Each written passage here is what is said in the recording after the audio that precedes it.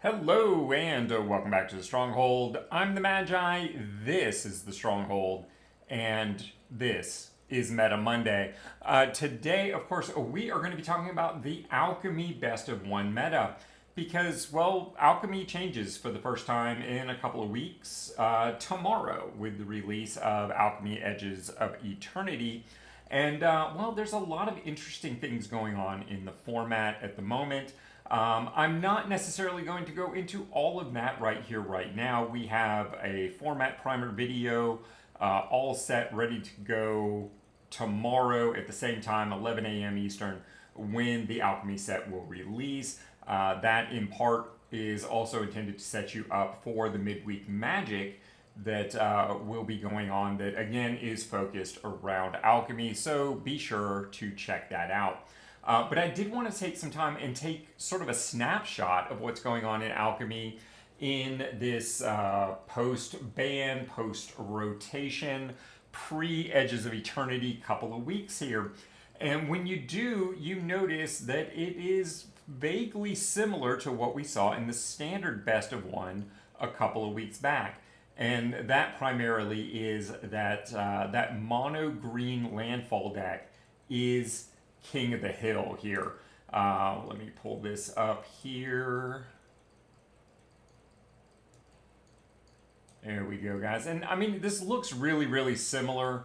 Honestly, I think they just threw 4 ofs in the deck here. Like 4 traveling chocobos might be a little too much. 4 Barts, probably too much. 4 Fenry, probably too much. 4 Saz, probably too much. And a random fat chocobo up in there. They're also running a lot of 1-ofs as Chocobo Racetrack, the Earth Crystal, and then we're back to a bunch of 4-ofs. Gishi Greens, Side Quest. I'm not sure those are cards that really deserve to be in the deck. Honestly, there is not one Alchemy specific card in this entire deck. So, I mean, it's basically standard 2.0 going on here, for better or worse. And honestly, I can't argue with that. I don't think there's necessarily any cards for Alchemy that make this deck better because, of course, Final Fantasy did not get an Alchemy release. So there's no specific Chocobo cards in there, for instance, or anything like that. So I can't really say that's a bad thing the way they've set this up here. When we look at the number 2 deck, Mono Green Landfall, of course, was 12% of the meta. And Selesnya is the number 2 deck at 8%, both with win rates in the 60s. And we can pull this one up as well. And again, this one looks pretty similar to what's going on here, except they're running 3 copies of Whiteheart and 4 copies of Summon Chocomog, which honestly I don't think are good decisions at all. I think this deck is probably stronger without those cards and just maintaining mono green and having a more stable mana base. Again, Gishi Greens in here, Chocobo Racetrack, Side Quest, Raise a Chocobo. I'm just not sure those cards really need to be in here. I think I would feel more comfortable taking the mono green standard deck that we built on a budget a couple weeks back and just running it in Alchemy and see how it does. Honestly, even the land base here, like we're not adding any Alchemy specific cards, which is a real shame because Desert Sakote is, or Cenote, excuse me, should definitely be a card that should be in this deck. So, I mean, I think this is more of an afterthought. This is somebody who maybe got frustrated in the standard queues and decided to go play Alchemy instead, using their existing standard deck. So, yeah, there's that. What else have we got going on here? After those 2 decks, the entire meta is basically even as far as share, and that's because it just reset. But as you go through these, like there's mono black at 64%. That's pretty respectable. But then we get into this like 54% 5-color zombie, 53% Azorius Control, 52%. What is this? Mono White Angels, maybe? No, I don't even think it's Angels. I think it's just, well, it's bad. Whatever it is. That's why it has a 52% win rate. Golgari, 51%. And then we get into Mono White at 68%. That's pretty decent. And this is that Mono White life gain deck that always kind of shows up. It's life gain, cats, etc. Pretty strong deck. It's always going to have good numbers. Then we get into a Mono Red. And this is one of those things that you kind of have to talk about with Alchemy at the moment, is that Mono Red did not get all the bans that Standard did. Heartfire Hero, still legal. It's been nerfed a little bit. It's a 0-1 instead of a 1-2. Valiant, when this creature becomes the target of a spell or ability you control, for the first time each turn, put a +1/+1 counter on it. So they did limit it. It's not quite as good. It just is. But still playable. And everyone who just went through that standard ban, particularly budget players that are here following the plan, should have a full play set of that card if they didn't already. There you go. Pretty decent little thing here. They're running Brave Meadow Guard, Screaming Nemesis as a 4 Heartfire or Ember Heart Challenger, Manifold Mouse, Valley Flamecaller, which is kind of something you don't normally see in these decks. Hired Claw is just an old hat for Mono Red right now. So I think this is a decent deck. I think, honestly, a budget player can probably put it together better. The only other Alchemy specific card is the Swift Spear Teachings. Yeah, everything else here is 100% standard legal. So again, decks that don't really require very much. And of course, you got the Alchemy version of Heartfire at the same time you got the regular version. So that's done. So basically, we're looking at Swift Spear Teachings. A one-time boon. When you cast a creature spell, it gains prowess and haste to draw a card. Pretty decent little thing. If I was going to go out on a limb and craft some cards for Alchemy to make Mono Red, I'd feel pretty good about those. The other thing that is still kind of out there is the Cutter.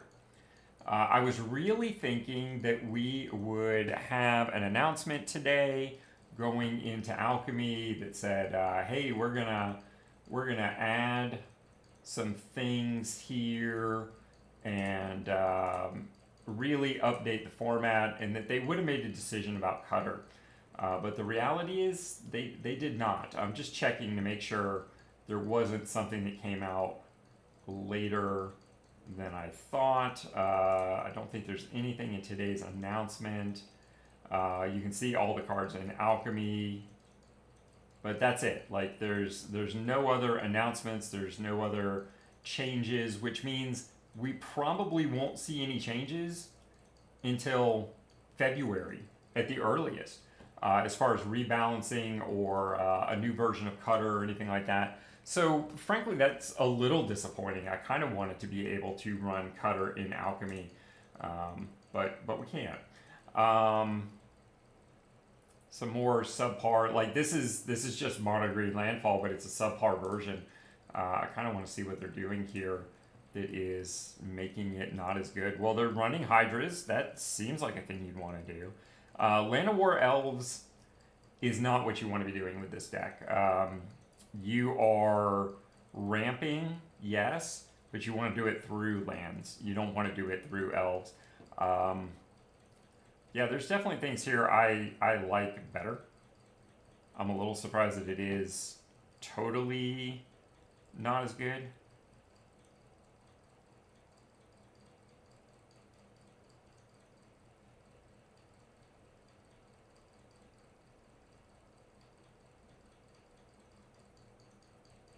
Yeah, I mean, so the land base isn't quite as good.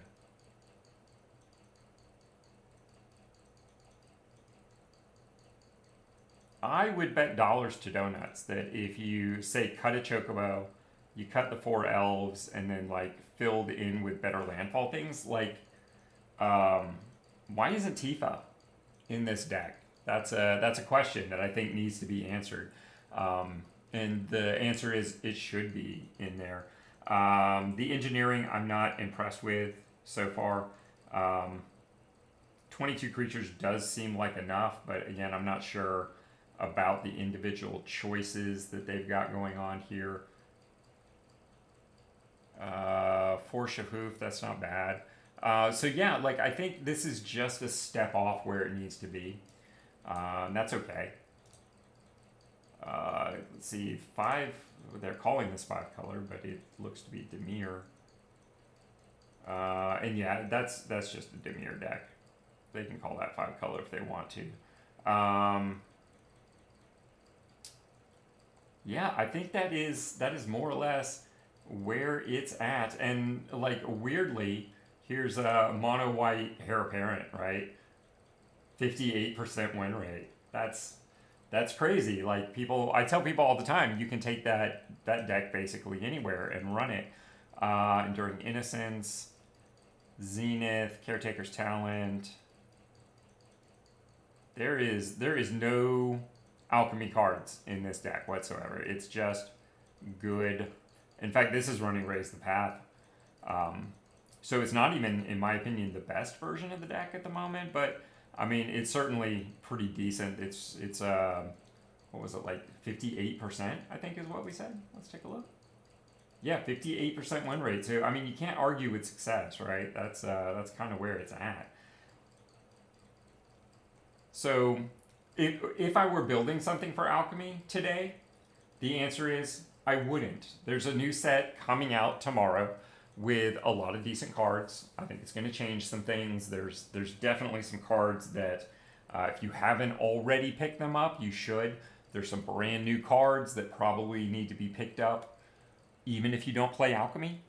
If nothing else, for their brawl value. And again, my primer video tomorrow will go into specifics on that and talk about those cards. I don't want to double dip on the content here. But yeah, I don't think I would build any of these decks to play Alchemy today. Again, it all changes tomorrow to some degree. And what we're seeing in Alchemy is not a lot of Alchemy and a lot of what we see in Standard. And I think that's the correct answer right now. I really do. I don't think I would do a thing in Alchemy at the moment.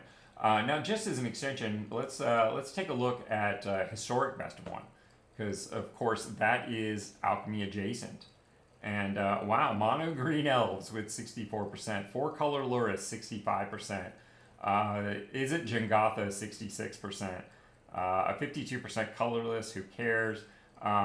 This, I'm actually a little surprised by. This is usually a better deck than 54%. There's Mono White Angels at 49%. My, how the mighty have fallen. Mono Red, the usual 60% win rate. That's decent, to say the least. Azorius Control, 68%. That's probably the highest deck out here. That is probably the meta beater at the moment. Anything pushing? I mean, I see some 65s and things like that, but oh no, excuse me. Boros Luris, 75%. Why do they allow that? I mean, it's only 0.92% of the meta, but still, like, I don't understand why that's a thing. All right, so another area that I kind of want to take a look at is the Historic Brawl, because again, that tends to be somewhat Alchemy adjacent. There we go. Ayo. Oh, and look at that. Vivi Ornithir is not only the most played deck in the format, but it has a 58% win rate. And for those who have not heard, the Wizards BNR team have indicated that there is no emergency ban for Vivi or the Vivi deck or any of that stuff in the works at the moment. And they have reminded us that the next open ban announcement is in late November. I can't remember if it's the 21st or the 24th. Let me consult the calendar. That would be November 24th that will be going on. So love it or hate it, Vivi is here for the next couple of months, and that is definitely a thing we are going to be seeing for a while. I love that the Goshinti Shrine Brawl deck is in here at a 52%. Of course, Aang is going to be bringing some shrines with him. Mythweaver Pog has that expected high win rate. Atali slipping a little bit. That's interesting. Ragavan still up there with a 63%. Rusko Clockmaker still holding on with a 61% win rate and 1.4% of the meta. I remember we built that deck on a budget like 4 years ago, and at the time I never would have expected it to still be in the top 10 most played decks in the meta. Bristly Bill, of course, is a really good deck at the moment, 59% win rate. Tifa Lockhart at 63%. I think if I was going to build a budget brawl deck right now, this would be it. And put Bristly Bill in the 99. And what else we got here? Krenko in there at, what was that, like a 49%? That's kind of pathetic for Krenko, I'm not going to lie. I apologize. I have spontaneously developed the hiccups. Atraxa, only a 51% win rate. Whoever would have thought we'd see a win rate that low on that? Roxanne still doing her thing with a 60%. Crucius, a 64%. So yeah, there's definitely some things going on. And I definitely want to take a moment to remind folks, of course, what you're seeing on your screen is Aetherhub's MtGA Assistant. It's an absolutely free software. There's no level that you have to pay in. The only thing you can do is you can pay a one-time fee to like get rid of the ads. And as you can see, I have not done that. Free to play all the way. But if you click on your collection tab here, and I think this is queuing in on the free to play account, and then you click on Deck Advisor, it will actually pull all of those meta analysis and show you the decks that you are closest to being able to build. And actually, it's weird. It's drawing on my collection of the free to play account, but my wild cards on my standalone account or my primary account. So yeah, we're gonna get kind of a mixed signal here, but that's all right. It's all good. We're gonna give this a moment to load here. This is a little bit lower because I am streaming at the moment, and that is eating up most of my bandwidth. Hey, look at that, Nesquik, 14 grams of protein. I had no idea. I thought it was just all sugar and flavoring.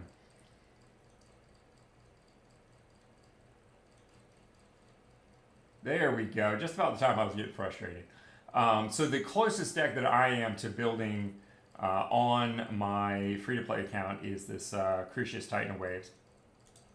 And yeah, I guess it's just because I have most of the 99. This looks to be like a Gruul Landfall, 0.44% of standard with a 47% win rate. It doesn't matter how close you are, it only has a 47% win rate. Don't build that. Mono Red Standard with a 55, that's, decent. Gruul Timeless, 2.4% with a 60%. It's not bad. But you can dial into a particular format. Like, let's say I really wanted to build a Pioneer deck. Well, I could look in here and see, well, one, I'm not very close to any Pioneer deck, and that's to be expected since it's like a 6-month-old free-to-play account. But the one I am closest to is the Rakdos / Mono Red. We run Callous Sellsword, but don't care about casting the black portion of it. So there you go. What else have we got here? Like if we go into standard, yeah, we're a lot closer on this. Like this is 7 wild cards if I wanted to build this Gruul deck. I don't because it has a 47% win rate. But if I wanted to build this mono red, we're 15 wild cards, and most of them are lower rarity. We could probably make some substitutions and get pretty close. There's our mono green 56%, And I actually have a version of that built. It obviously just isn't this exact version because it's running 4 Tifas, it's running 4 Mossborn Hydras, well 3 of, 4 Traveling Chocobos, 3 Bristly Bills, and the one that I have built on this is obviously a lot more budget-centric. So that's what's going on in the various metas. Let me switch back over to the Alchemy here, and we'll take a look at best of 3.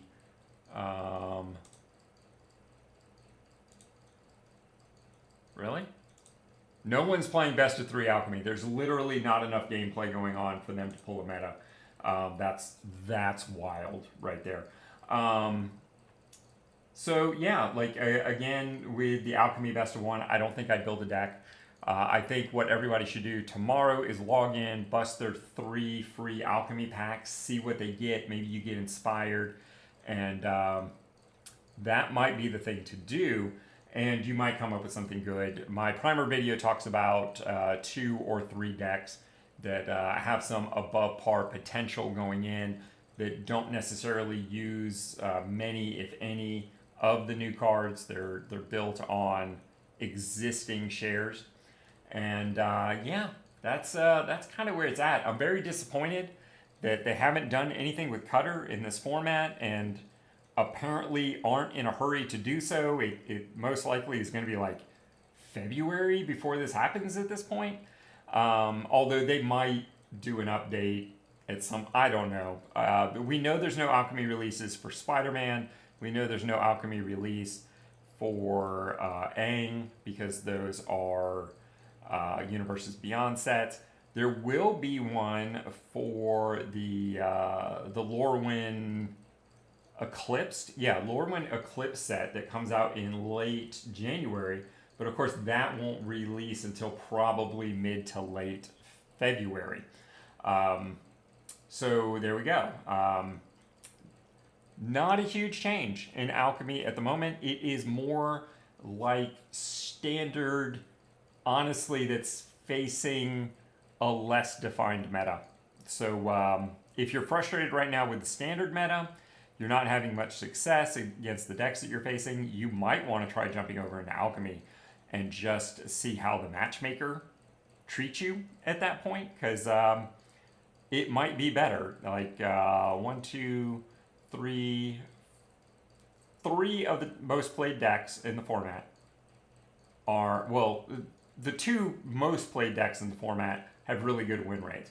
After that, there's like 18 decks tied for third, and some of them are good and some of them are not. So depending upon what you get matched against and what version of like mono green landfall you run into, you might have better days over in Alchemy. You really might. I looked before I went live over at MtG Goldfish, and they also don't even have enough data to pull an Alchemy meta at the moment. So yeah, it's a dwindling format, guys. I think the Alchemy play as a percentage actually went down over the course of the prior year. I think a lot of that had to do with a certain mechanic that has not been eliminated, but alleviated from the format. And, well, so far, Alchemy has not really distinguished itself as a unique, different format. It's just kind of looking like a watered-down version of Standard at the moment. And I gotta tell you, I'm not excited about that going into tomorrow. I'm really not. I'm hoping that I get some good cards out of my freebies. There is at least one card that I'm going to be crafting. More on that on the primer video that drops tomorrow on YouTube. But yeah, I think there's fair reason not to be excited about Alchemy. I'm not going to lie. And hopefully tomorrow changes some of that, maybe starts moving things in some different directions. But I think until the Alchemy team kind of gets off their keister and maybe starts rebalancing some cards, addresses things like Cutter, this is not really a unique, different, exciting format. And I think that's unfortunate. All right, guys, so I'm going to wrap this up here because there's just not that much to talk about, to be fair. And we will be on tomorrow with a YouTube long platform video release dropping at 11 a.m. Talking more in depth about the state of Alchemy, what's going on with it, the things you need to know before you start playing Alchemy, even if it's only for midweek Magic or whatever. Definitely some things going on that everyone needs to know about, cards to consider, things like that. And all of that is covered in that primer video, 11 a.m. over on YouTube. We will also be going live once again right here on YouTube for the Alchemy themed midweek Magic. We're going to be playing at least one deck tomorrow. I might play two. We'll see how the time runs and frankly how interesting I think the format is maybe becoming. So there we go. YouTube tomorrow, 11 a.m. primer. Then about 5 o'clock, we will be doing midweek Magic, Alchemy style. And as always, guys, I appreciate you guys showing up, particularly for this new experimental video type of Meta Monday. We will be doing this for the foreseeable future. And oftentimes the meta decision is going to be driven around what's going on that week. Either with individual challenger formats and things like that, or in some cases simply by what is going on with midweek Magic. Because I know everybody's playing midweek Magic, and looking at the meta before you do so is probably a great idea. So again, thank you for being here. Thank you for being supportive. It always means so much. And we will see you tomorrow over on